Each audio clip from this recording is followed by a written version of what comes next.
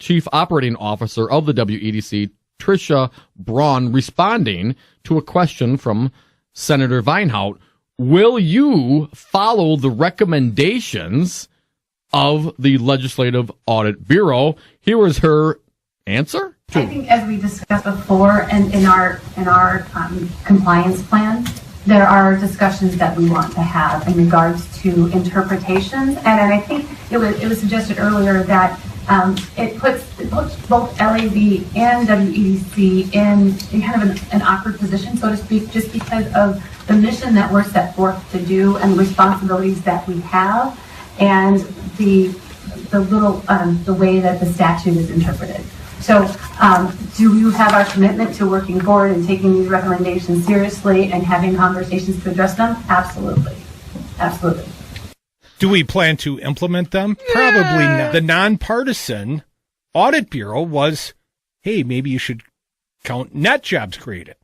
Maybe that should be the baseline threshold.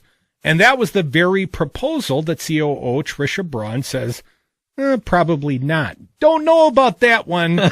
We'll get back to you. We'll think about it.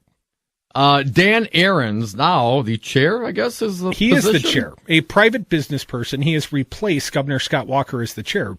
Dan Ahrens also responding to State Senator Kathleen Weinhaut's question, will they follow the Legislative Audit Bureau's recommendations? This was not an encouraging response. Cut number 3, please. I would say, of course, but I think it's important to recommend or to notice that we see these as recommendations, right? I understand statutes and I understand audit recommendations. There's also, let's put in the nuance of business practices and best practices. So we've got several pieces of information coming to us. Of course, the audit is we're talking about today. We have the CREC report, which we're also going to review as it comes to us. We've got our own internal audits that we watch as well.